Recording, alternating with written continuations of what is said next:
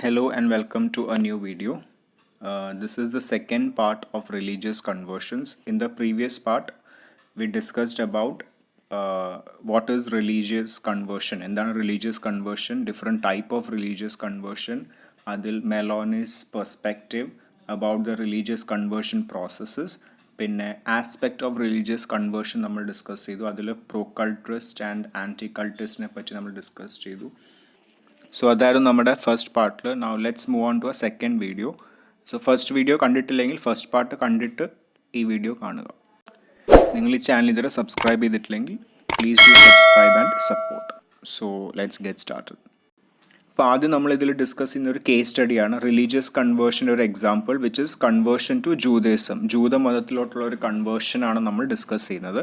അതിനെ ബേസിക്കലി നമ്മൾ വിളിക്കുന്ന പേര് ഗിയൂർ അല്ലെങ്കിൽ GIUR എന്നുള്ളൊരു ടേമാണ് അതിന് യൂസ് ചെയ്യുന്നത്. ഇവിടെ എന്ന് പറയുന്നത് it's not just a mere change of religious, it is a change of heart. അല്ലാതെ ഒരു പൊളിറ്റിക്കൽ ഗെയിൻ, ഒരു സമൂഹത്തിലൊരു സ്റ്റേറ്റസിന് വേണ്ടിയിട്ട് അല്ലെങ്കിൽ ഒരു വ്യക്തിപരമായ താല്പര്യത്തിന് വേണ്ടി നടക്കുന്ന ഒരു റിലീജിയസ് കൺവേർഷൻ അല്ല ജൂതയിസമിൽ നടക്കുന്ന കൺവേർഷൻ, അല്ലെങ്കിൽ അങ്ങോട്ടേക്കുള്ളൊരു കൺവേർഷൻ. അത് തികച്ചും നമുക്ക് മനസ്സുകൊണ്ട് അത്രയ്ക്ക് സ്ട്രോങ് ബിലീഫ് ആണെങ്കിൽ മാത്രം നടക്കുന്ന ഒരു കൺവേർഷനാണ്. കാരണം അതിൽ കുറേ റിച്വൽസ് ആൻഡ് പ്രോസസ്സ് ഇവർ ചെയ്തിട്ടാണ് ആ കൺവേർഷൻ പ്രോസസ്സ് നടക്കുന്നത്. They undergo a ritual circumcision and commits himself to be obedient to the 613 commandments and the laws of the religion. 613 commandments, കൽപ്പനകളും പിന്നെ ഉള്ള റൂൾസ് ആൻഡ് റെഗുലേഷൻസ് എല്ലാം ഫോളോ ചെയ്തിട്ട് ചെയ്യാമെന്ന് സമ്മതിച്ചിട്ടാണ് അവർ ഈ കൺവേർഷനിലേക്ക് പോകുന്നതും. അതുപോലെ തന്നെ സർക്കംസിഷൻ, മുസ്ലിംസിലുള്ള പോലെ തന്നെ സർക്കംസിഷൻ എന്നൊരു പ്രോസസ്സും ജൂതയിസമിലോട്ടുള്ള കൺവേർഷനിൽ നടക്കുന്നുണ്ട്. അത് കഴിഞ്ഞ് അവർ മിഖ്വ എന്നുള്ളൊരു പ്രോസസ്സിലൂടെ കടന്നു പോകും. മിഖ്വ എന്ന് പറയുന്നത് ഇതാണ്, ബാപ്റ്റിസമാണ്. ബാപ്റ്റിസം അല്ല, എക്സാക്ട്ലി വെള്ളത്തിൽ ഒരു പൂൾ ഓഫ് വാട്ടറിൽ അവർ മുങ്ങി എഴുന്നേൽക്കണം. ആ ഒരു പ്രോസസ്സാണ് അവരുടെ, അതിന് പറയുന്ന പേരാണ് മിഖ്വ.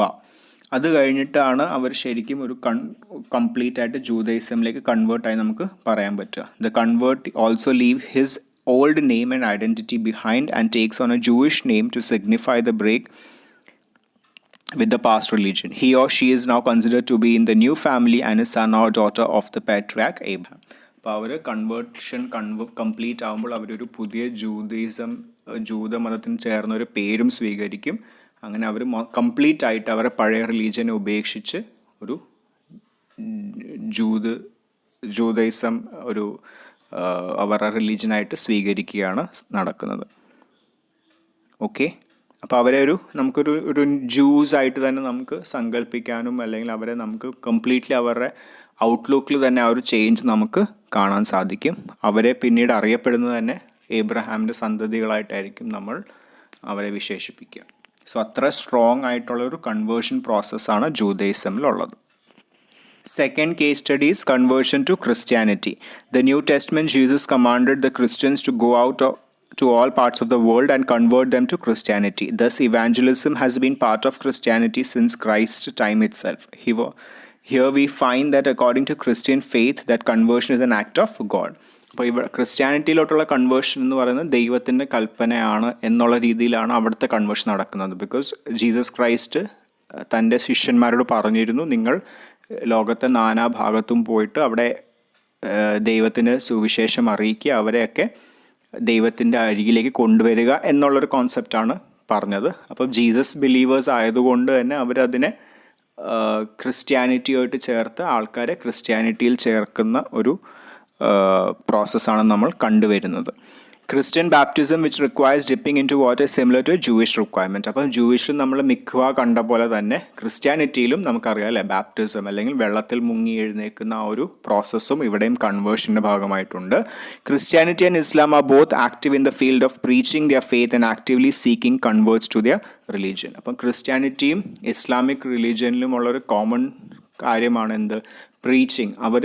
അവരുടെ ഒരു ഡ്യൂട്ടി ആയിട്ടാണ് ഇത് കണക്കാക്കുന്നത്. അതായത് അവർ നേരിട്ട് അല്ലെങ്കിൽ അനുഭവിക്കുന്ന ദൈവത്തിൻ്റെ ആ അനുഗ്രഹങ്ങൾ അത് സമൂഹത്തിൽ ചെന്ന് അറിയിക്കുകയും അവരെയും അതിലേക്ക് വിശ്വസിപ്പിക്കുക എന്നുള്ളതാണ് ശരിക്കും ഈ രണ്ട് റിലീജിയൻ്റെയും ഒരു ബേസിക് മോട്ടോ എന്ന് പറയുന്നത്. സോ കൺവേർഷൻ അവിടെയും നടക്കുന്ന ഒരു ബേസിക് പ്രോസസ്സാണ്. സോ ഈ 2 കേസ് സ്റ്റഡി നിങ്ങൾ ഓർത്ത് വെക്കുക, അത് എക്സാംസിന് ഹെൽപ്ഫുൾ ആയിരിക്കും ടു സ്കോർ മാർക്സ്. ഈ 2 കൺവേർഷനിൽ നമുക്ക് കാണാൻ പറ്റുന്നത് എന്താണെന്ന് വെച്ചാൽ, ഒരു ജൂയിഷ് കൺവേർഷൻ നടക്കുമ്പോൾ അവിടെ നമ്മൾ ജസ്റ്റ് ഒരു റിലീജിയൻ കൺവേർഷൻ മാത്രമല്ല, ഓവറോൾ ഐഡൻറ്റിറ്റിയും അവരുടെ ഔട്ട്ലുക്കും പെർസോണ എല്ലാം തന്നെ ഒരു വലിയൊരു ഡ്രാസ്റ്റിക് ചേഞ്ചാണ് അവിടെ സംഭവിക്കുന്നത്. വേറാസ് ക്രിസ്ത്യാനിറ്റിയിലോട്ടുള്ള കൺവേർഷനിൽ അവരുടെ ഫെയ്ത്തിൽ മാത്രമാണ് ബേസിക് മെയിനായിട്ടുള്ള ചേഞ്ച് സംഭവിക്കുന്നത്. ബാക്കി ചേഞ്ചസൊക്കെ നെഗ്ലിജിബിൾ ആണെന്ന് നമുക്ക് വേണമെങ്കിൽ പറയാം. And if you look at the other religion and conversions, we can see that some religion do not preach and call for conversions. Some people who claim be both Hindu and Buddhist or both Hindu and Sikh, such an attitude makes conversion unnecessary. But this does not apply to Soka, Gaki and ISKCON. അപ്പം പല റിലീജിയനിലും conversion ഉണ്ട്. എന്നാൽ ചിലതിൽ എന്താണെന്ന് വെച്ചാൽ, ചില religion say like ഞാൻ ഹിന്ദു ആണ്, ഞാൻ സീഖുമാണ്. ചിലർ പറയും ഞാൻ ഹിന്ദു ആണ്, പക്ഷെ അവർ ബുദ്ധിസവും ഫോളോ ചെയ്യും. സോ അങ്ങനത്തെ മൾട്ടി റിലീജിയൻ ഫോളോ ചെയ്യുന്ന ആൾക്കാരുടെ ഇടയിൽ കൺവേർഷൻ ശരിക്കും ഒരു ആവശ്യമുള്ള സാധനമായിട്ട് വരാറില്ല. സോ അതുകൊണ്ട് തന്നെ പല റിലീജിയനിലും കൺവേർഷൻസ് ഇല്ലെന്ന് തന്നെ നമുക്ക് വേണമെങ്കിൽ പറയാം. എന്നാൽ ചില സ്ഥലത്ത് കൺവേർഷൻ അനുവദിക്കുകയില്ല. ചില റിലീജിയനിൽ സോക്ക, ഗാക്കി എന്നൊക്കെ പറയുന്ന റിലീജിയൻ കൺവേർഷൻ, അങ്ങോട്ടേക്കുള്ള കൺവേർഷൻസ് അവർ അലൗ ചെയ്യുന്നതും ഇല്ല. There are certain religions like the Yazidis and Zoroastrians do not believe in accepting any converts. അപ്പോൾ അതാണ് നമ്മൾ നേരത്തെ പറഞ്ഞ എക്സാമ്പിൾ. അവർ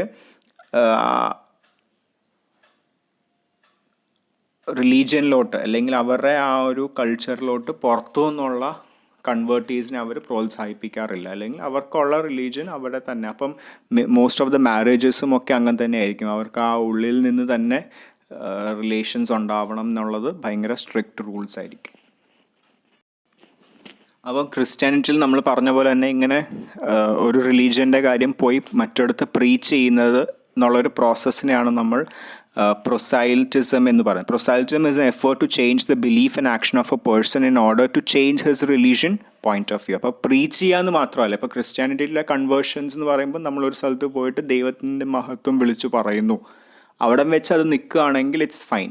പക്ഷെ അവിടെ proselytism എന്നുള്ള കോൺസെപ്റ്റ് വരുമ്പോഴാണ് it's bit more irritating or complex. proselytism എന്ന് വെച്ചാൽ എന്താണ്, നമ്മളവിടെ പോയിട്ട് നമ്മുടെ റിലീജിയനെ പറ്റി പറയുന്നു, എന്നിട്ട് അവരുടെ റിലീജിയൻ മോശമാണെന്ന് പറഞ്ഞ് അവരെ നമ്മുടെ റിലീജിയനിലോട്ട് ചേർക്കാൻ ശ്രമിക്കുന്ന ഒരു പ്രോസസ്സിനെയാണ് നമ്മൾ proselytism എന്ന് പറയുന്നത്. It is the effort to change the belief and actions of a person in order to change his religious point of view.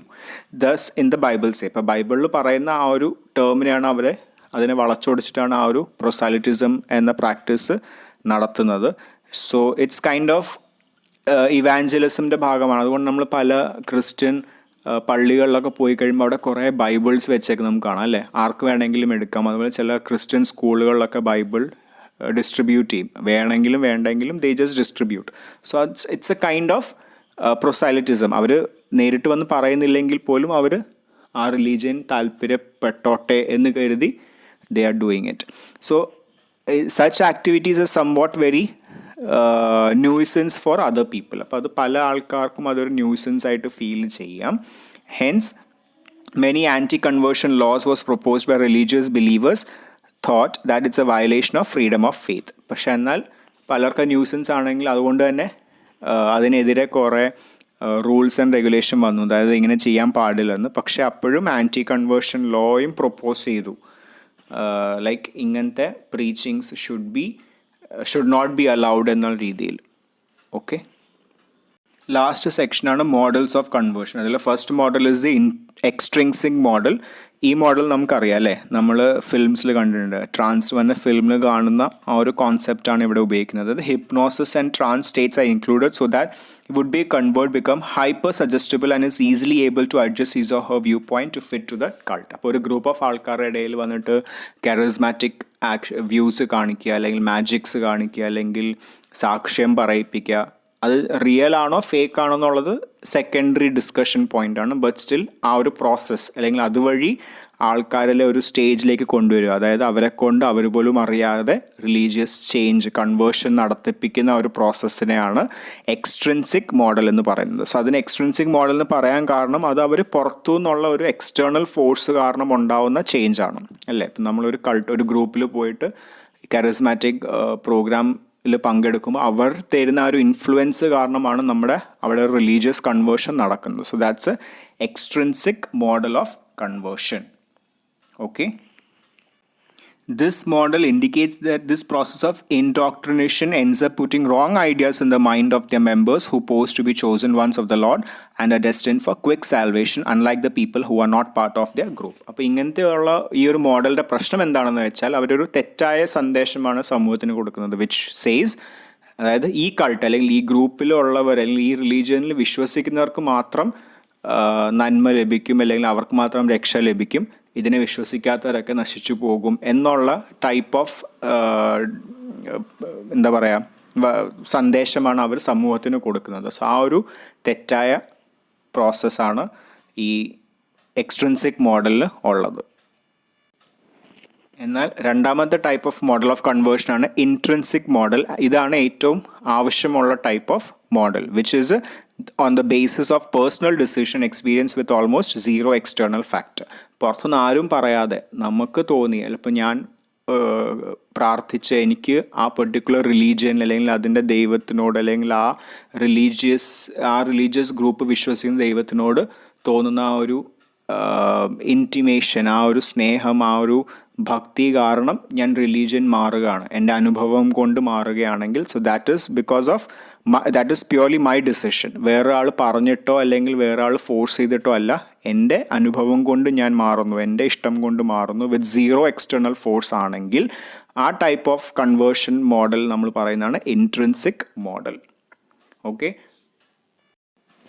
So that's it. Religious കൺവേർഷനിൽ ഇത്രയേ ഉള്ളൂ. ഈ പോയിൻറ്റ്സ് ഒക്കെ നിങ്ങൾ മെൻഷൻ ചെയ്താൽ തന്നെ നിങ്ങൾക്ക് ഓൾമോസ്റ്റ് നല്ല സ്കോർ അസൈൻമെൻറ്റിനും എക്സാമിനും സ്കോർ ചെയ്യാം. So if you have any doubt കമൻറ്റിൽ പറഞ്ഞാൽ മതി. So thank you very much. If you like this video, please share it with your friends and please do like, share and subscribe. Thank you. See you in our next video.